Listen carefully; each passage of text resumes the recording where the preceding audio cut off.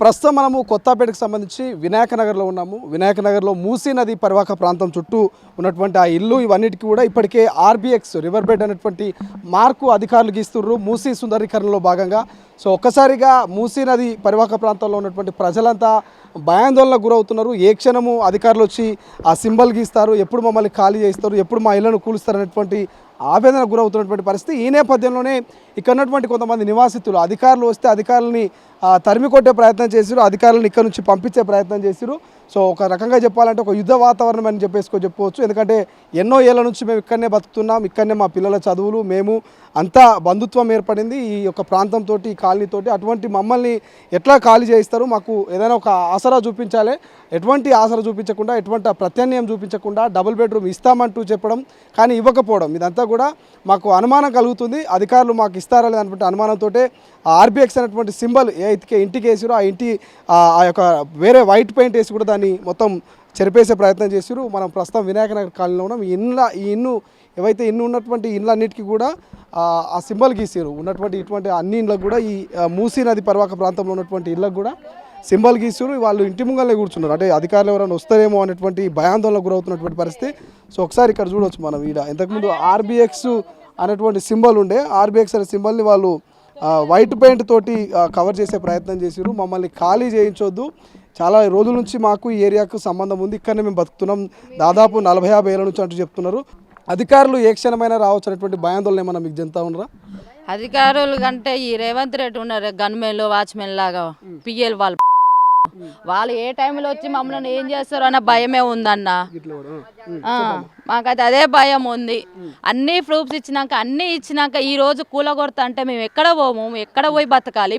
చిన్న చిన్న పిల్లల్ని వేసుకొని ఎంత దూరాన నువ్వు ఎక్కడనో ఇస్తా అంటున్నావు.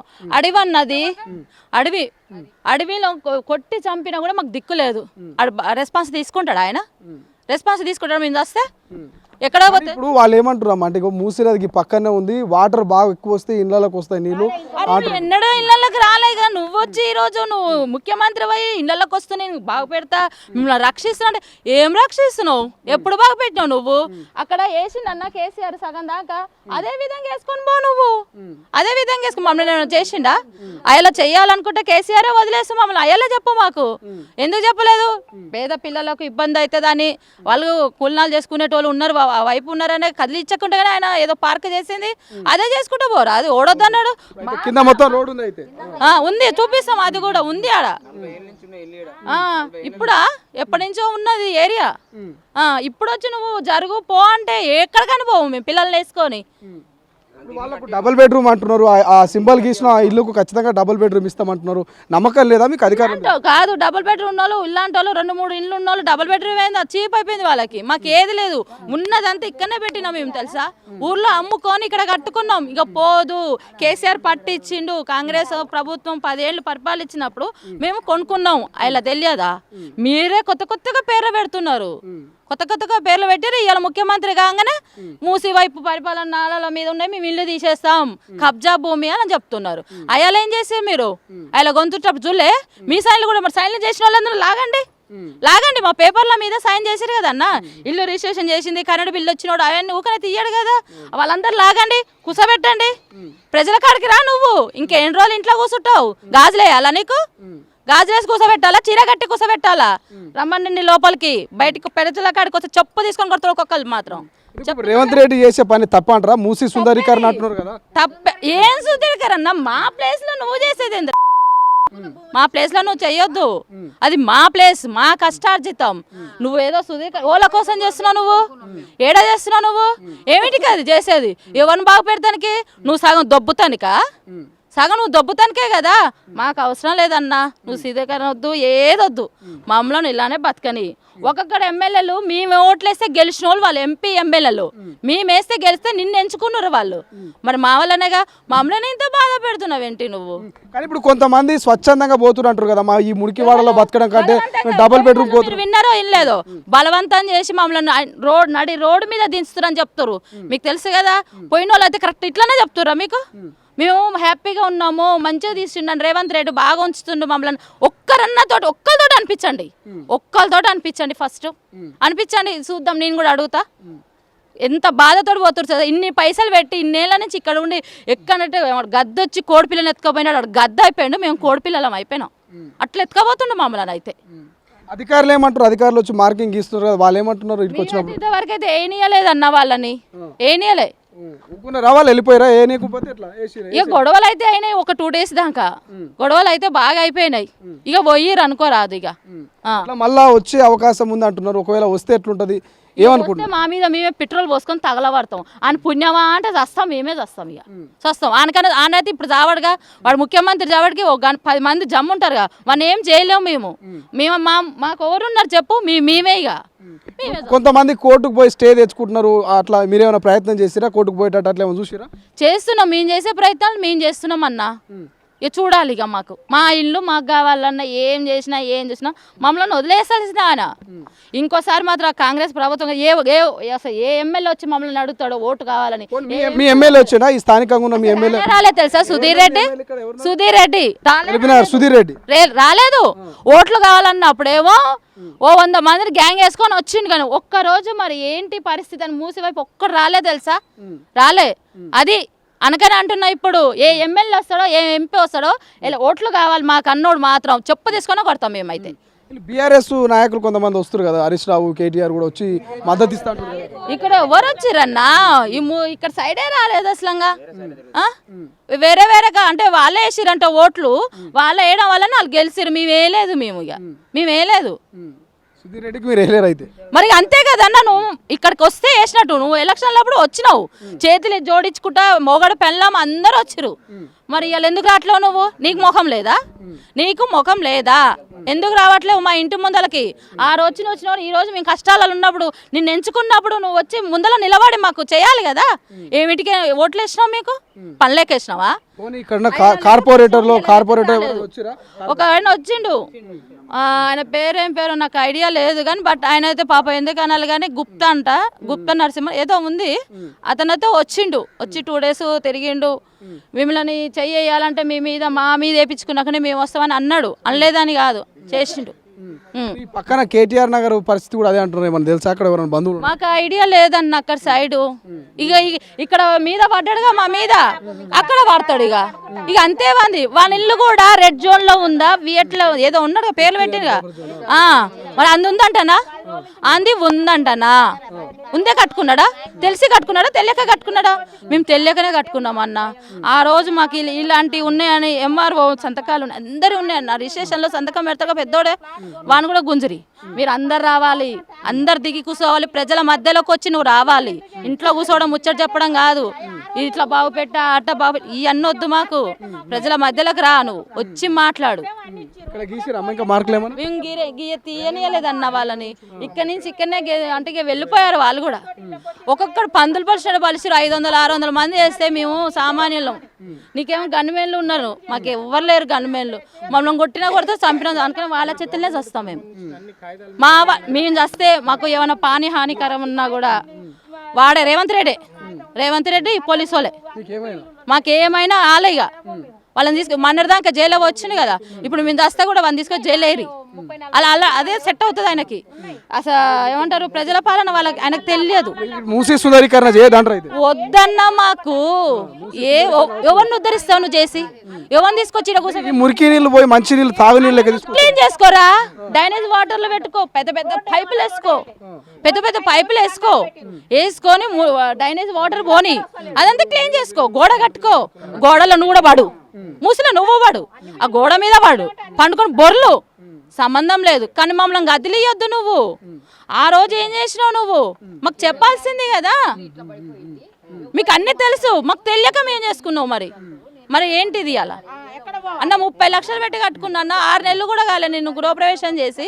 వీడియో అగో అక్కడ ఉంది, వద్దులే. ఇక 30 లక్షలు ఇల్లు అన్నావు కదా, అబద్ధం ఎంత చెప్తా అన్నా నేను? నాకేం అవసరం అబద్ధం చెప్పానికి? కనీసం గృహప్రవేశం కూడా అయిపోలేదా? 6 months చేసిన. 6 months అయింది నేను ఆ ఇంట్లోకి వచ్చి. ఎట్లా ఈఎంఐ లేకపోతే పైసలు నెట్ క్యాష్? ల్యాండ్ అమ్మేసినాం మేము, ఊర్లో ఒక చిలక అమ్మేసినాం, మళ్ళీ చేతి నుంచి అప్పు తెచ్చినాం, బ్యాంక్ లో కొంచెం బిజినెస్ పరంగా అట్లా పెట్టుకొని ఇల్లు కట్టుకున్నాం తెలుసా. ఇదే మా ఇల్లు, లక్ష్మీ. మా అత్తయ్య గారి పేరు. మంచి కట్టిరు కదమ్మా ఇల్లు కానీ. మంచిగా కట్టుకున్నా అన్న లోపల నా దగ్గర నా ఇల్లు లాగా ఉండాలి, నాకు ఇల్లు నా సొంతం ఇల్లు అని నేను కట్టుకున్నా. ఎన్ని గజాలలో కట్టుకుంది? 97 గజాలు. ఆ రోజు పేపర్ల మీద అన్నీ చేసిన వాళ్ళే, ఈ రోజు కాదు నల్లాల మీద కట్టుకున్నామంటే ఎక్కడ పోవాలి మేము? పర్మిషన్స్ అన్ని వీళ్ళు జిహెచ్ఎంసీలో ఇచ్చారు. ఊకనే కట్టుకున్నావా మేము? కేసీఆర్ పట్టు ఇచ్చింది తెలుసా? ఈ 97 గజాలు ఇచ్చిండు, పట్టా ఇచ్చిండు, కరెంటు బిల్లు, నీళ్ళు వస్తాయి, మీకు ట్యాక్స్ కడతారు. డ్రైనేజ్ కూడా ఉందన్న. ఏం చేసిరన్నా? ఇలా నిద్ర పోయి ఇచ్చిరా మాకు? ఇలా మెలకుతోటి తీస్తా అంటుర్రా మీరు? అదొక నాకు కావాలి, రావాలి. మీరు అందరూ ఎవరు ఉన్నారో ఇప్పుడు మనం తీయాలంటే మా పేపర్ల మీద సైన్ చేసిన అందరిని గుంజుకరాలి, గుంజుకొచ్చి కూర్చుందాం. నువ్వు కూడా రా, ఏసీ నుంచి బయటికి రా, ప్రజల మధ్యలోకి రా, మాట్లాడదాం. మేము ఎన్నుకున్నామే నిన్ను, ఓటేయంది ఊకనే గెలవాల, నేను ఊకనే కూర్చోబెట్టలే. ఎంపీ ఎమ్మెల్యేలు వాళ్ళు పెంచుకోరు నిన్ను, కానీ మేము వేసినైతే మీకే కదా. అయిపోయి ఇంకెన్ని రోజులు బాధపడే నిద్రలు ఉంటాలో తెలుసా? పిల్లలు కూడా స్కూల్ పోవట్లేరు. మేమైతే పనులు మానుకొని ఇంక ఇంటి ముందు ఎవడొస్తాడో ఏ టైంలో వచ్చి ఏం చేస్తారో అన్న భయమే ఉంది మాకైతే. మొత్తుకొని నోరు గొంతు అంతా పోయింది తెలుసా? కొత్త కట్టినట్టు రాయిల్లు మస్తు కొత్త కట్టిన ప్లేస్ పర్మిషన్లు ఇచ్చినాకనే మేము కట్టుకున్నాం. పట్టా ఇచ్చిన తర్వాతనే మేము ఆడ ఈడ అప్పులు చేసి మేము తీసుకొచ్చుకొని కట్టుకున్నాం. ఇప్పుడు మళ్ళీ మేము కూల్చేస్తామంటే మేము ఇప్పటికిప్పుడు మేము ఎక్కడ పోతామండి? ఇప్పుడు మాకు కేసీఆర్ పట్టా వచ్చిన ధైర్యంతో అవతల సైడ్ ఏమో మనకు వాకింగ్ ట్రాక్ లెక్క రోడ్డు చేసారు. రోడ్డు చేసిన తర్వాత ఇది ఇక్కడే ఉంటుంది, ఇంక ఎక్కడ పోము. మేము 30 ఏళ్ళ నుంచి ఉంటున్నాం మేము ఇక్కడ. మేము ఎక్కడ పోవాలి ఇప్పుడు ఆల్రెడీ మీరు తీసేరు అంటే మేము ఏం చేయాలి? ఇప్పుడు మేము అప్పులు చేసి మేము ఎక్కడ పోకుండా ఇక్కడ ఉండాలి. మాకు ఉపాధి ఇక్కడే. ఆటో తోలుకుంటా, నేను ఆటో తోలుకుంటే బస్సులు ఫ్రీ పెట్టి ఆటో కూడా నడవకుండా చేసిండు. ఇప్పుడు మీ రోడ్ల మీద పడాలా ఇప్పుడు? ఇక మీ ఏం చేయాలి? మమ్మల్ని చంపిరేయలేదు కానీ మీ ఇళ్ళనే వస్తాం. రమ్మను వచ్చి చంపినా ఏం బాధలేదు. మేము ఇంట్లో నుంచి అయితే మేము అసలు బయటకు వెళ్ళం. మాకు నీళ్ళ వరద రానే రాదు ఇక్కడ. నీళ్ళ వరద కూడా రాకూడదు. మీ కింద రోడ్డు వాటర్ వచ్చినా కూడా మాకు ప్రాబ్లం రాకుండా మీ కాంక్రీట్ వేసి రోడ్, అది మంచి సీసీ రోడ్ లెక్క కాంక్రీట్ వేసి సీకులు అల్లుకొని దాన్ని గట్టిగా చేసుకున్నాం. ఆ నీళ్ళ ఎరద కూడా రాకుండా ఉండాలని దానికి చాలా ఖర్చు పెట్టి కట్టుకున్నాం మేము. అది ఇవాళ మమ్మల్ని ఈ నుంచి వెళ్ళిపోవాలంటే మేము ఏం చేయాలి? ఏం బతకాలి? ఎన్నో ఆడ డబుల్ బెడ్రూమ్లు ఇస్తే మీ ఆడికి పోయి ఉపాధి మీ ఆ నుంచి ఇక్కడికి వచ్చి బతామా, పని చేసుకుంటామా? ఈడ ఈయన కట్టించిండా? ఈయన కట్టించి ఏమన్నా అందులో పోతే ఒక్క సెల్ఫ్ లేదు. చూసుకొని రమ్మంటే ఒక్క సెల్ఫ్ లేదా? డబుల్ బెడ్రూమ్ చూసుకున్నాం. మంచిగా ఉందా? మీరు కట్టుకున్నట్టు సార్ అది ఎట్లా ఉంది, ఇది ఎట్లా ఉంది? ఒకసారి చూడండి. చూసాము అసలు అంటున్నారు కదా, చూద్దాం ఒకసారి అని వెళ్ళినాం. అసలు డబల్ బెడ్రూమేనా? సెల్ఫ్లు ఉండవా అండి? మీ ఇంట్లో సెల్ఫ్లు లేకుండా అట్లనే కట్టుకుంటావు, ఇట్లా తిప్పుకుంటావు, పారగోర తిప్పుకుని అల్లనే ఉంటావా నువ్వు? సెల్ఫ్లు ఉండవా? ఏది ఉండదా? అక్కడ మనిషి కూడా కొట్టి చంపి ఆడ వాడేసేవాడు, అడిగేటోడు కూడా ఉన్నాడు తెలుసా? అడవి అడవి మొత్తం అడవి అన్న. పాల ప్యాకెట్ తేవాలంటే 1 కిలోమీటర్ పోవాలి, ఆడ కిలోమీటర్ పోవాలి. ఓడిపోతాడు. నువ్వు వచ్చి ఇస్తావా? ఇంటికి వచ్చి ఇవ్వగలుగుతావా? మాకు అన్ని చేస్తావా? నువ్వు అల్ల తోలుతావు, నువ్వు చేస్తావు. 5 ఏళ్ళ పరిపాలన, 9 నెలలు అయిపోయింది. ఇంకెన్ని నెలలు ఉంది? ఇంకా 12 నెలలు, 3 నెలలే కష్టం ఉంటుంది. తర్వాత ఇంకోటి వస్తాడు. ఇంకోటి వచ్చినాక మాది ఏంది పరిస్థితి ఏంది? ఆ లోపు నువ్వు దిగుతావు, సుధీకర్ అన్నావు కదా, నువ్వు దిగేస్తావు. ఆడ ఇంకోటి వచ్చి ఆక్రమిస్తాడు. ఇదే ఇక మేము మధ్యతరగతి కుటుంబాలు రోడ్డు మీద పడేస్తున్నావు నువ్వు నన్ను వచ్చి. ఎప్పుడో 10 సంవత్సరాలు అవుతుంది సార్ అది పడి. అది డ్రైనేజ్ లైన్ 10 సంవత్సరాలు అవుతుంది. మాకు నల్ల కలెక్షన్లు 25 ఏళ్ళు అవుతుంది ఇంకా నల్ల కలెక్షన్ తీసుకొని. అది దూరం నుంచి ఉన్నదని చెప్పేసి కూడా మనకు రూపాయి నల్ల కలెక్షన్లు కూడా వచ్చినాయి. కొంతమందికి లేకునేసరికి అందరికీ రూపాయి నల్ల కలెక్షన్లు కూడా చేసుకున్నాం మేము అందరికీ. ఇటువంటి ప్రాబ్లం లేకుండా మేము అన్నిటికీ మేము ముందల పడి మేము కష్టపడి మేము చేసుకొని మేము తిప్పలా పడితే ఇవాళ కాల్ చేయమంటే మేము ఎక్కడ పోతాం సార్? అక్కడ పోతే చూసి వచ్చినాం డబుల్ బెడ్రూమ్లు. నువ్వు కట్టించి నువ్వు మంచి సెల్ఫ్లు పెట్టి నువ్వు చేసి నేను కట్టించిన నా సొంతంగా కట్టించిన తీసుకుపోయి మిమ్మల్ని ఆడ వదిలిపెడతాం, మీకు ఏ ప్రాబ్లం లేకుండా ఉంటుంది, మీరు చూసుకోండి అని చెప్పి వదిలిపెట్టు పోతాం అట్లా. ఇప్పుడు నువ్వు కట్టించినావు ఏమన్నా అందులో పోయి చూస్తే పందులతోటి ఉన్నట్టు ఉన్నది అది. అసలు దాంట్లో మేము పోయి మేము ఉండాలా? ఇది చూసుకోండి, మేము ఇటు పోది ఏం కాదు కాబట్టినే మేము మంచిగా కట్టుకున్నాం. పైసలు అప్పులు చేసి మేము కట్టుకున్నాం ఇక్కడ. అసలు మమ్మల్ని పంపిస్తామంటే మేము ఎట్లా పోతాం? మమ్మల్ని చంపినా కూడా మేము ఇక్కడి నుంచి వెళ్ళము. మాకు ఇక్కడి నుంచి మేము వెళ్ళిపోయినా అంటే మేము చచ్చిపోయినట్టే. ఇక ఆడు పోతే మాకు ఉపాధి దొరకదు, ఏ పనులు ఉండవాడ. మా పిల్లల చదువులు ఆగమవుతున్నాయి. ఇప్పుడు నా పిల్లలు స్కూల్ పోకుండా కూడా ఇంటికాడనే ఉంటున్నారు. అలాంటి పరిస్థితి మేము ఇక్కడ పెట్టుకొని అక్కడ పోతే అడవిలో ఏడబత్తాం సార్. ఆడ ఆటోలు నడవకుండా కూడా మమ్మల్ని అసలు ఆటోలు బస్సులు ఫ్రీ పెట్టి ఆటో ఎవ్వరు ఎక్కలేరు రోడ్డు మీదకి ఎక్కితే. రోడ్డు మీదకి ఎక్కితే ఒక్కరు ఎక్కలేరు. ఏం చేయాలి మేము? రోడ్ల మీద కూర్చొని వస్తున్నాం. తిండి తిప్పలు మాకు ఎట్లా వెళ్తుంది అక్కడ ఉంటే? ఆడ ఇంకా పెద్ద అడవి, ఈడనన్నా 10-20 చేసుకుందాం అంటే కూడా ఈడ కూడా లేదు. ఆడికి పోతే ఎవరొక్తారు? ఇక మొత్తం అడవి అది. అసలైన తొలి వెలుగు. ఫాలో వాట్సాప్ @తొలి వెలుగు official.